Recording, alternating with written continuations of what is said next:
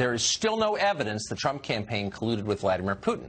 Hundreds of journalists and criminal investigators, tens of millions of taxpayer dollars, more than a year of relentless searching that has basically shut the government down. In the end, nothing. But that doesn't mean we haven't learned a great deal about how our government actually works. We have. Just today, another trove of FBI text messages became public. Last night, the Senate released a criminal referral to the Justice Department against Christopher Steele. He's the shadowy author of the Trump dossier. So there's an awful lot going on. Here are some of the most significant developments in the last 24 hours. Now, you remember in the spring of 2016, President Obama was asked if the public could have confidence that his administration would never tamper with a criminal investigation. He responded unequivocally, quote, "I guarantee that there is no political influence in any investigation conducted by the Justice Department or the FBI in any case, full stop, period." Well, that sounded definitive. And yet newly released FBI texts suggest that may be false. Just 5 months after Obama made that claim, FBI attorney Lisa Page texted senior agent Peter Strzok, with whom she was having an affair, to say this, quote, "POTUS wants to know everything we're doing." Now, keep in mind, at the time that Page wrote that, the Hillary Clinton investigation had been closed, but the investigation of Donald Trump had begun. The FBI clearly understood that President Obama was watching closely. That's the headline from today's batch of texts. There are many more texts on the way. Remember those 5 months of text messages that the FBI somehow lost? Well, they've somehow been found. The Department of Justice has them now. Congress is waiting to get them, so you can expect more revelations to come. Last night, as we said, the Senate Judiciary Committee released a redacted version of its criminal referral against dossier author Christopher Steele. It's a carefully written document, and it's packed with information. It got far less attention than the now famous Devin Nunes memo, but it may tell us much more. For example, the Senate memo released last night explains how Christopher Steele deliberately misled the FBI about the dossier he assembled. Steele told federal investigators he had not spoken to any media outlets about his research. In fact, he'd spoken to many of them, including the New York Times, the Washington Post, Yahoo News, the New Yorker, and CNN. That's not forgetfulness. If this memo is accurate, Steele lied to the FBI, and that's a federal crime. But maybe more important, thanks to Steele's deception, the FBI relied on a Yahoo News report to verify the dossier, when in fact the Yahoo story was itself simply citing the dossier. Circular. It would be pretty funny if it weren't so incompetent. Yet, and here's the striking thing, even after the FBI learned that Steele was lying to them, they continued to use his dossier to justify spying on Carter Page. As the Senate memo makes clear, there are only 2 possible explanations for this. Either the FBI lied to the FISA court by saying Steele had not spoken to journalists before October of 2016, that's 1, or 2, Steele lied to the FBI and is therefore a discredited source. Neither one is good. Both are bad. And there's more. The Senate memo describes Steele as a sloppy and reckless researcher, an intense partisan with passionately left-wing views about American politics, who included unsolicited, unverified allegations in his assessments. Apparently, some of those allegations came from Hillary Clinton's own associates. It seems odd, since the Clinton campaign, of course, was helping to pay for the dossier in the first place, but there you go. As the memo puts it in a moment of dry understatement, all of this, quote, raises additional concerns about Steele's credibility. Yeah, that's for sure. In fact, it's hard to see how any fair person could disagree with that sentence. And yet, for some reason, the FBI seemed to have no concerns about Steele's credibility. His work, the dossier, appears to form the basis of this entire investigation. If there's more evidence out there that points to collusion during the 2016 campaign, we haven't seen it. We haven't even heard whispers of it. And in a moment like this, when leaks are the coin of the realm in Washington, when they're the primary way people communicate information, it's hard to imagine we haven't heard of any other evidence. So maybe there isn't any. Is the Steele dossier the entire thing, all they've got? The Steele dossier seems to be the reason we're having this conversation in the first place. That does not inspire confidence. Congressman Matt Gaetz is a Republican representing the state of Florida, and he joins us tonight. Congressman, thanks for coming on. Good to be on, Tucker. So I want to ask you about a story that we had last night. The Daily Mail broke that Congressman Schiff, Adam Schiff of Burbank, California, basically the lead on the Russia probe in the House among Democrats, was suckered in a prank phone call into believing that this Ukrainian group had naked pictures of a Russian model Trump was purportedly having an affair with. He then dispatched a researcher or an aide on the committee to call back the number and set up a document drop at the Ukrainian embassy.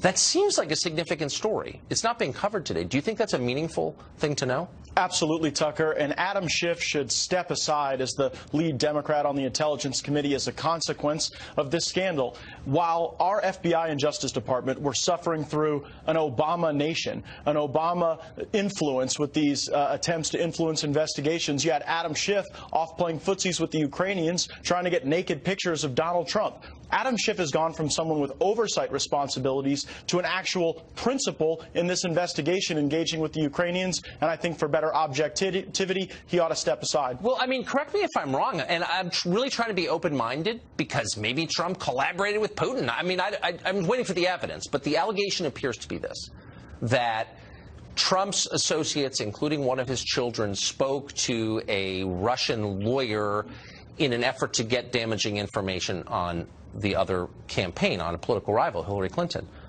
Adam Schiff has basically admitted that he sought damaging campaign on a political rival from a foreign government. Why is that different? Well, and even more analogous would be Jeff Sessions. Jeff Sessions was talked into recusing himself because of a handshake in a greeting line. But here you've got Adam Schiff actually engaging with Ukrainians to try to dig up dirt on the president with seemingly no interest in whether or not the information is true or false or doctored. And so if you use the same standard that's been applied to Republicans to Adam Schiff, he should have no role on the Intelligence Committee as a lead on this issue. And I think that if you look at his credibility with the American people, it's eroded. I mean, it was only a few weeks ago Adam Schiff was saying if we released the Devin Nunes memo, there would be a national security catastrophe. That's been proven to be false. And so time and again, he's lost credibility. And I think the fact that he actively engaged with these Ukrainian principals, the fact that he goes on Russia Today, the Russian-sponsored television channel, to talk about our intelligence system, certainly indicates that Adam Schiff should step aside. But that's a level of hypocrisy that would really embarrass most people. I mean, if you're calling for a president to leave office on the basis of charges, standards that you yourself violate, wouldn't you look yourself in the mirror and say, that's too hypocritical, I can't continue to do Well, and what does Nancy Pelosi think? I mean, while Nancy Pelosi was calling for Devin Nunes to be removed as the intelligence chairman, even though there was an ethics committee investigation that cleared Devin Nunes, that dispositively found that he did nothing wrong, here you've got Adam Schiff clearly engaging in shady tactics, and Nancy Pelosi spent her 8 hours on the floor with a different rambling narrative. So, really quick, do you, I mean, are we out on a limb suggesting that the dossier seems to be the core document that spurred this investigation? Is there other evidence that you I've seen no other evidence, and the reason you know the dossier is the core piece of evidence is because they had to have Christopher Steele go plant news articles to validate the dossier. So the very author of the dossier has to go create and manufacture other facts to validate the dossier because it cannot validate itself. It has no mechanism to be proven true because it's all false. Oh, it's like a freshman philosophy class. You're exactly right, though. Congressman, thank you. Thank you, Tucker. Stephen Cohen is Professor Emeritus of Russian Studies and Politics at NYU and Princeton, a contributing editor of The Nation, maybe the most famous Russia scholar in the United States. He joins us tonight. Professor, thanks for coming on. So, am I missing? I just want to be absolutely clear because I think this helps inform how we see this investigation. Are you aware of any other evidence at all of collusion between the Trump campaign and the Russian government other than the dossier? No, none, but there are two documents that became the foundational sources for the Kremlin-Gate narrative. It was first the Steele dossier, which surely informed the so-called intelligence community assessment in January of 2017.